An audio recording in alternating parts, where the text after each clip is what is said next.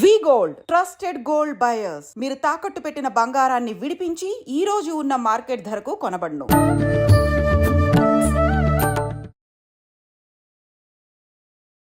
నమస్కారం, welcome to I dream. ధర్మ మార్గం విత్ విజిత కార్యక్రమానికి స్వాగతం. ప్రస్తుతం మనతో పాటు ఉన్నారు ప్రముఖ ఆధ్యాత్మికవేత్త, జ్యోతిష పండితులు జేఎస్ శాస్త్రి గారు. ఇప్పుడు వారితో మాట్లాడేద్దాం. నమస్కారం గురుగారు. నమస్కారం అమ్మా. గురుగారు, వైశాఖ మాసంలో వచ్చే పౌర్ణమికి ఏదైనా విశిష్టత ఉందా? ఆ రోజు ఆచరించాల్సిన విధి విధానాలు ఏంటో తెలియజేయండి. శ్రీ గురుభ్యో నమ.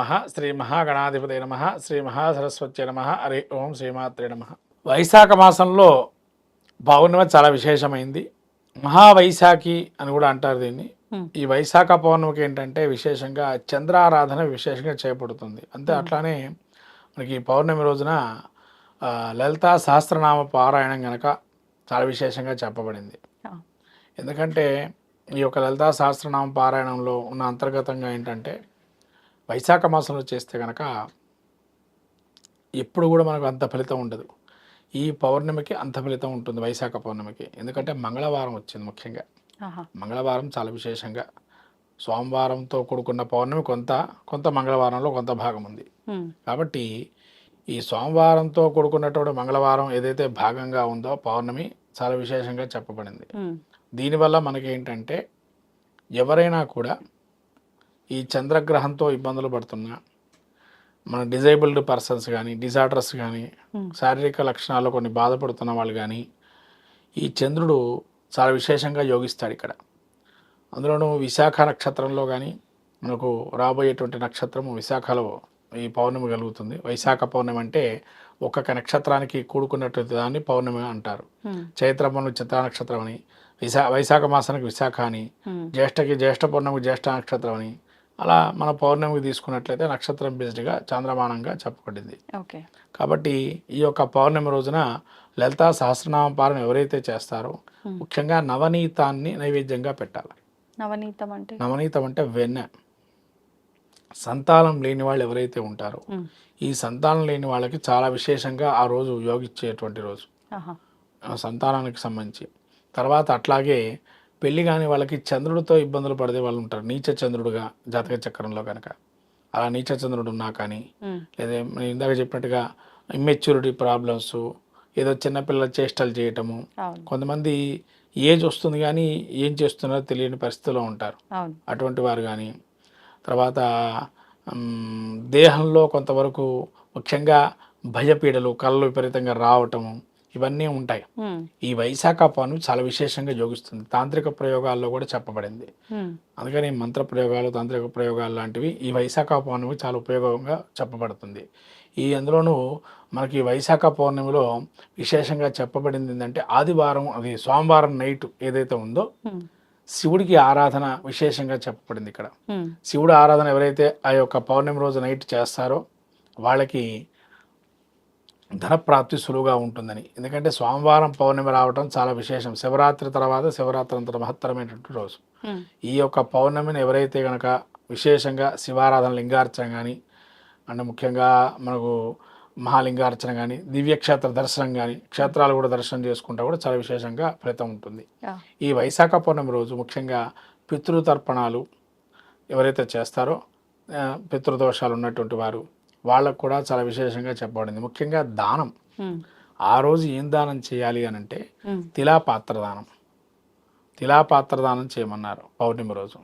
అంటే ఏంటంటే నువ్వులు ఒక చెంబులో, ఇత్తడి చెంబు కానీ, రాగి చెంబు కానీ, మట్టి కానీ, మట్టి కుండ కానీ 4 నువ్వులు వేసేసి తిలాపాత్ర దానం కనుక ఇస్తే పితృదేవతలు అక్షయ పుణ్య లోకాలు కలుగుతాయన్నారు.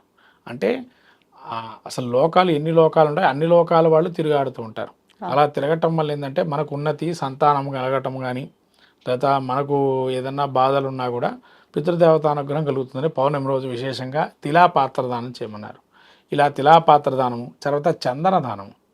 ఎవరైతే కూడా చందనాన్ని పౌర్ణమి రోజు కనుక కూడా ఇచ్చేస్తే కనుక ఎవరైనా కూడా చందన దానంతో కూడా పితృదేవత తృప్తి కలిగి ఈ పితృశాపాల నుంచి కూడా బయటపడతారు.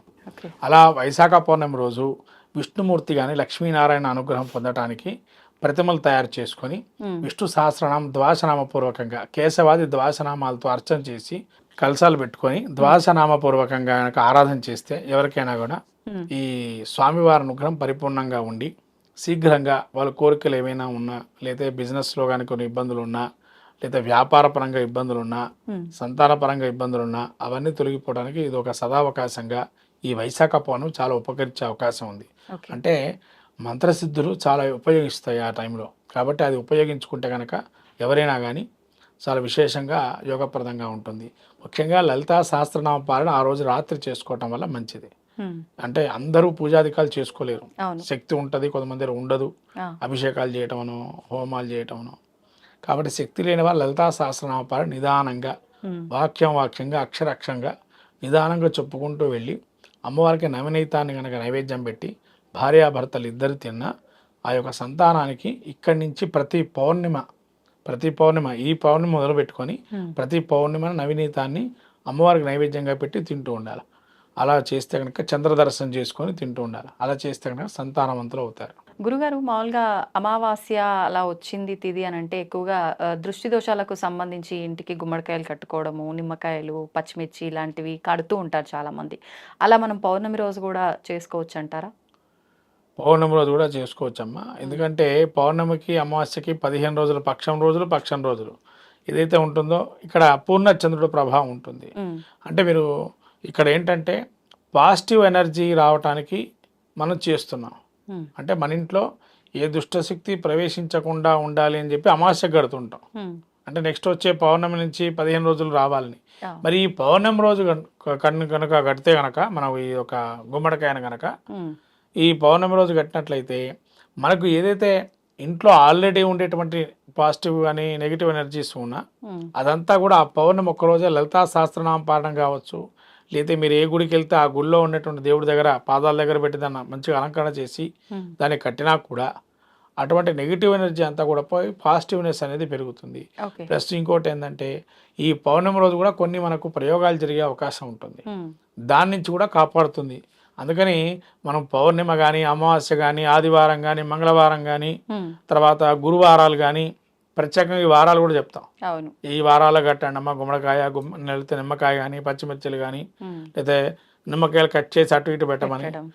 ఇలా ముఖ్యంగా వివాహితులకి అవివాహితంగా ఉండేటువంటి వారికి పౌర్ణమితో కూడుకున్నటువంటి మంగళవారం అర్ధరాత్రి ఏదైతే ఉంటుందో మనకు సిద్ధ చండీ అని ఉంటుంది, సిద్ధ చండీ స్తోత్రం కానీ లేదా చండీ యొక్క సంబంధించినటువంటి పారాయణ మంగళవారం రోజు చేస్తే ఆ రాత్రి సమయంలో శీఘ్రంగా ఫలితం ఉండి ఆ యొక్క పెళ్లి కానటువంటి స్త్రీలకి శీఘ్రంగా వివాహం జరుగుతుంది. రాత్రి సమయంలో అంటే ఏ సమయం అండి? అంటే సోమవారం నుంచి మంగళవారం తెల్లవారుజామున లోపు. అంటే ఇవాళ సోమవారం అంటే రేపు మంగళవారం బ్రహ్మ ముహూర్తం ఆ టైంలోనా? ఆ సమయం లోపల అంటే మరి సూర్యోదయం అయ్యే లోపల చేస్తే చాలా విశేషంగా ఉంటుంది. ఇంకా మంగళవారం సూర్యోదయం లోపల చేస్తే, ఎందుకంటే మనకు సూర్యోదయం మీరు అన్నట్టు బ్రహ్మ ముహూర్తం అంటే 2:30 నుంచి తీసుకోవచ్చు, అదంతా మంగళవారం కాబట్టి ఆ సమయంలో చేస్తే చాలా విశేషంగా యోగిస్తుంది. ఓకే, ధన్యవాదాలండి. నమస్కారం. తవ్వండి, తవ్వుతూనే శివలింగం సరే దాన్ని అట్లా కప్పేసేయండి, చూపించదండి. కృష్ణ ఇస్ దేర్, మూర్తి పూజ కాదు, సాక్షాత్ బ్రజేంద్ర నందన భగవాన్ ఉన్నారు మూర్తిలో. ఏమీ ఆశించకుండా ఆరాధించే వాళ్ళు కూడా ఉన్నారా ప్రభుజీ? నిజమైన భక్తి అంటే మనకు తెలియదు కాబట్టి